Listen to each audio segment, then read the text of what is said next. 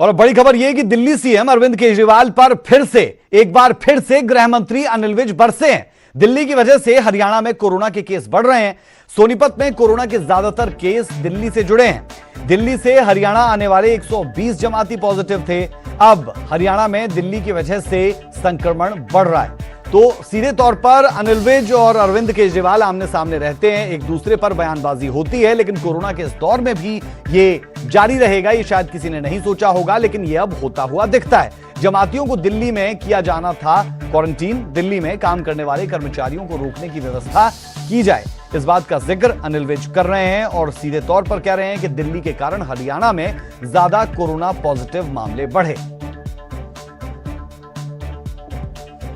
Seal किया जाए। भाई मुझे तो अपना प्रदेश बचाना, मुझे हरियाणा बचाना, इसलिए दिल्ली के अगर कर्मचारी हरियाणा में रहते हैं तो दिल्ली के मुख्यमंत्री उनका वहीं रहने का इंतजाम करें, वहीं उनको रखें, और अगर उनमें कोई संक्रमित हैं तो वहीं उनके इलाज करें। अब वो हमारे प्रदेश में आकर और यहाँ पर अगर संक्रमण फैलाते हैं तो हम इसकी इजाजत बिल्कुल नहीं देंगे।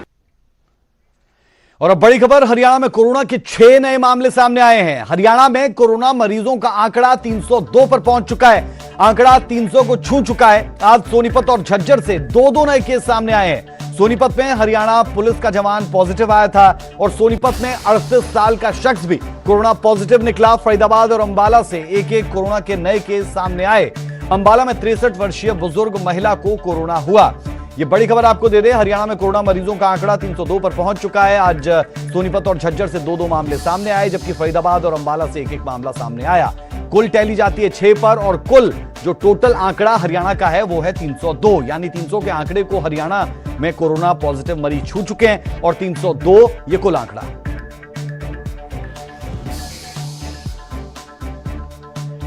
सोनीपत से संवाददाता नितिन अंतिल हमारे साथ जुड़े हैं, क्योंकि सोनीपत में ज्यादा मामले बढ़ते हुए नजर आते हैं। दक्षिण हरियाणा के बाद सोनीपत एक ऐसा जिला जहां पर लगातार मामले बढ़ रहे हैं और दिल्ली से आए लोग मुश्किलें सोनीपत की बढ़ा रहे हैं। आज भी नितिन, सोनीपत में 2 मामले सामने आए, अपडेट्स क्या है सोनीपत को लेकर?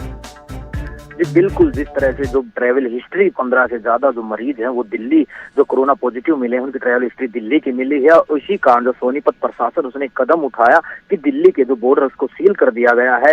जो कल तक की जो बात थी जो उसमें ये था कि जो कर्मचारी हैं जो दिल्ली से आते हैं, दिल्ली में जाते हैं, उनको रोका जाएगा। सिर्फ जो बीमार हैं या सिर्फ जो जरूरी सामान है उसको ही आने जाने दिया जाएगा। लेकिन उसके बाद आज जो एक आदेश जारी दोबारा हुआ है कि जो फल सब्जी या कोई जरूरती सामान भी जो दिल्ली से आता है उस पर भी पूर्णतः रोक लगा दी गई है। और कहीं ना कहीं जो 22 मामले अब सोनीपत के हो चुके हैं, अभी तक कोई और मामला सामने नहीं आया है। जो सुबह के आंकड़े थे वो 22 पर ये भटका हुआ है, लेकिन शाम को आज 50 मरीजों की और रिपोर्ट आज जो सैंपलिंग ली गई है उनकी रिपोर्ट और आनी है। जो 15 जो पेशेंट पॉजिटिव थे उनके संक्रमण में ये रहे थे। और उसके बाद जो जिला प्रशासन है वो सख्ती दिखाए हुए है। वहीं जो सीएमओ या स्वास्थ्य विभाग है उनको भी सख्त आदेश दे दिए गए हैं कि अपना जो जहां पर वो ड्यूटी करते हैं अपना स्थान न छोड़ें। जी बहुत शुक्रिया इस तमाम जानकारी के लिए। तो सोनीपत की क्या तस्वीर बता रहे थे संवाददाता नितिन अंतिल। हरियाणा में कोरोना मरीजों का आंकड़ा 302 पर पहुंच चुका है।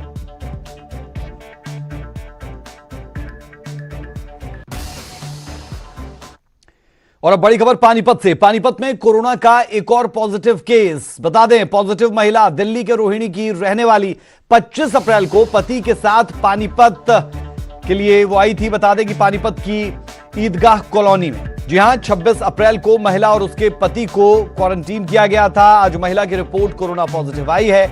महिला को खानपुर मेडिकल कॉलेज रेफर किया गया। पानीपत में कोरोना का एक और पॉजिटिव केस सामने आया है और पॉजिटिव महिला दिल्ली के रोहिणी की रहने वाली है। पॉजिटिव महिला दिल्ली के रोहिणी की रहने वाली 25 अप्रैल को पति के साथ वो पानीपत की ईदगाह कॉलोनी में आई थी और 26 अप्रैल को महिला और उसके पति को दोनों को क्वारंटीन किया गया था। बहरहाल महिला को खानपुर मेडिकल कॉलेज रेफर किया गया है और मेडिकल कॉलेज रेफर करने के बाद वहां पर उन्हें आइसोलेट किया गया। पानीपत में कोरोना का एक और ये मामला सामने आ चुका है।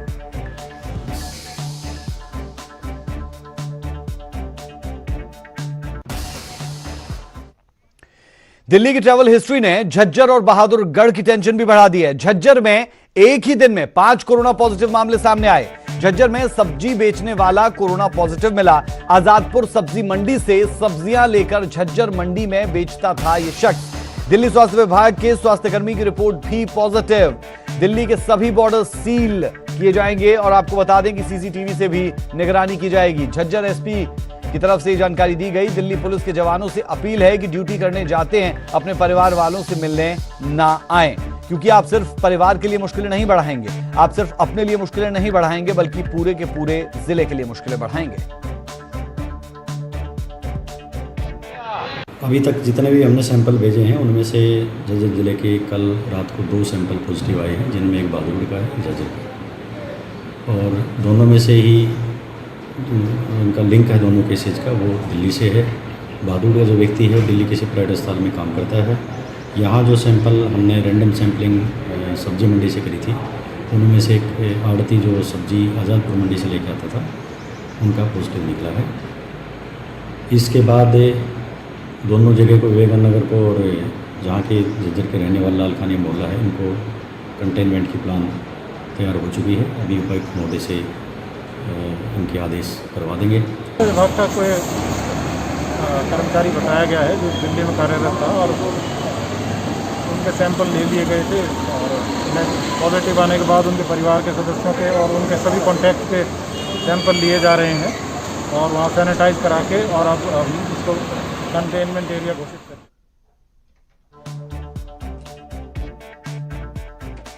चलिए सीधे रुख करते हैं झज्जर से संवाददाता प्रदीप धनगढ़ का। प्रदीप, झज्जर की तस्वीर हम जानना चाह रहे हैं कि कितने मामले सामने आए, क्योंकि आज जिस तरीके से मुश्किलें बढ़ी है झज्जर की भी, इससे साफ है कि जो जिले को चीजें करनी चाहिए वो यहां पर की गई, लेकिन बावजूद उसके कुछ पॉजिटिव केसेस सामने आए।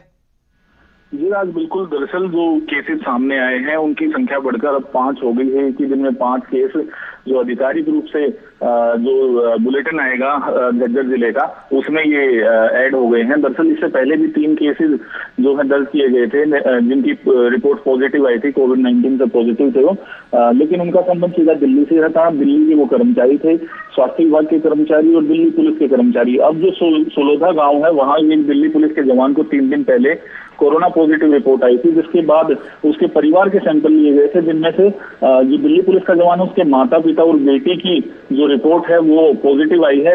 ये रोहतक उन्हें भेजा गया है इलाज के लिए, वहीं पर ये पॉजिटिव आई है रिपोर्ट। ऐसे ही झज्जर की सब्जी मंडी में एक सब्जी विक्रेता है जो दिल्ली रोजाना सब्जी लेने के लिए आजादपुर मंडी जाता था और वो पॉजिटिव आया है। रैंडम सैंपलिंग के जरिए सैंपल लिए गए थे जिसमें वो पॉजिटिव मिला है। इतना ही नहीं, बहादुरगढ़ के विवेकानंद में रहने वाला एक व्यक्ति की रिपोर्ट भी पॉजिटिव आई। तो कुल मिलाकर ये आंकड़ा आधिकारिक रूप से 5 हो चुका है, जो आज झज्जर का जो मेडिकल बुलेटिन जारी होगा उसमें ये दर्ज किए जाएंगे।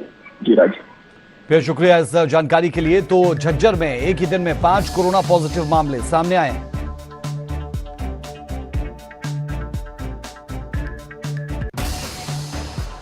हरियाणा में जो जिले रेड जोन में है वहां लॉकडाउन जारी रहेगा। पीएम से वीडियो कॉन्फ्रेंसिंग के दौरान बात भी हुई है और कॉन्फ्रेंसिंग बैठक पर दुष्यंत चौटाला की तरफ से कहा गया, हरियाणा में करीब 73 लाख कर्मचारी काम पर वापस लौटे हैं। ईंट भट्टों पर भी 2,13,000 कर्मचारी काम पर लौट चुके हैं। जल्द ही परिवहन व्यवस्था भी शुरू किए जाने की संभावना है।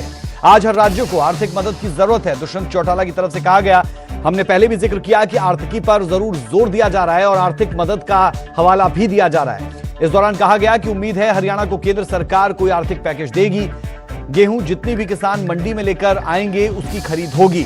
पानीपत में एक किसान की 1600 क्विंटल से ज्यादा खरीद हुई है। देखिए, जिस प्रकार से 3 तारीख तक एमएचए ने भी अपनी ओर से अलग अलग इंस्टीट्यूशन को खोलने की छूट दी है और 3 तारीख के बाद कैसे देश को इस कोरोना की महामारी से बचाया भी जाए, आगे बढ़ाया जाए, उसके ऊपर 9 मुख्यमंत्रियों ने अपने सुझाव रखे।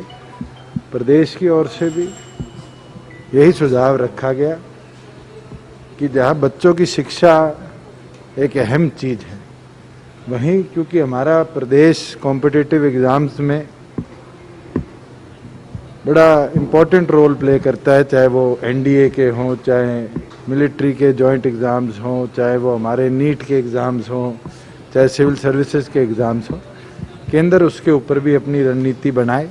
साथ में जैसे यूपीएससी ने एग्जामिनेशन ईयर को सितंबर से शुरू करने की बात करी। पंजाब में कोरोना से एक और मौत। राजपुरा की महिला की कोरोना से मौत हुई है। महिला का अंतिम संस्कार किया गया। पंजाब में अब तक 19 लोगों की मौत हो चुकी है। कोरोना से पटियाला जिले में पहली मौत हुई। बता दें, पटियाला जिले में कोरोना के 61 मामले हैं और ये पहली मौत पटियाला में। हम लगातार देख चुके हैं कि पटियाला में बल्क में केसेस आ रहे हैं, यानी जब भी पटियाला में मामले सामने आते हैं तो कभी 6, कभी 16, कभी 18, इसी तरीके से पटियाला में मामले सामने आए हैं। और राजपुरा, जहां पर अब तक 42 के करीब मामले सामने आ चुके हैं, वहां पर पटियाला में पहली मौत हुई है कोरोना के कारण और राजपुरा में यह मौत हुई। पंजाब में कोरोना से होने वाली ये 19वीं मौत।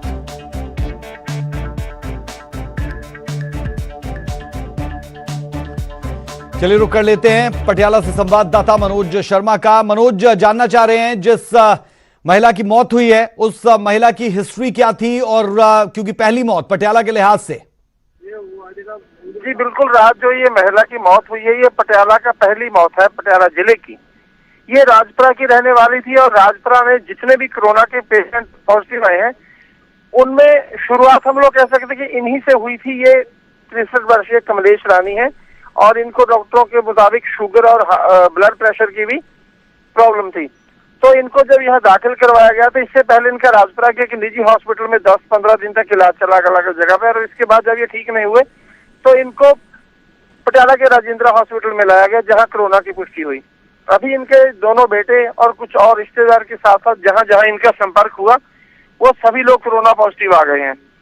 तो राज कुल मिलाकर आज ये पहली मौत हो गई है और इनके जो बाकी के सभी परिजन हैं वो आइसोलेशन वार्ड में दाखिल हैं पटियाला के राजेंद्र हॉस्पिटल में। तो इसलिए अब लोगों को ये देखना होगा कि जो पहली मौत हुई है इसको यहीं रोका जाए। जो दूसरे लोग हैं कर्फ्यू का, लॉकडाउन का उल्लंघन कर रहे हैं, उनको देखना होगा कि सोशल डिस्टेंसिंग का पालन करें। और ये बात देखी कि जो भी सरकार सख्ती कर रही है प्रशासन, तो उसके नियमों के अनुसार चले और वो हमारे लिए ही कर रहे हैं। अगर हम लोग बाहर निकलेंगे जी। तो कोरोना ऐसी बीमारी है जिसका कोई इलाज नहीं है। जी चलिए, बेहद शुक्रिया इस तमाम जानकारी के लिए। तो पटियाला में होने वाली ये पहली मौत, 61 मामले कुल वहां पर आ चुके हैं। 42 मामले राजपुरा से हैं और एक मौत जो हुई है वो भी राजपुरा से।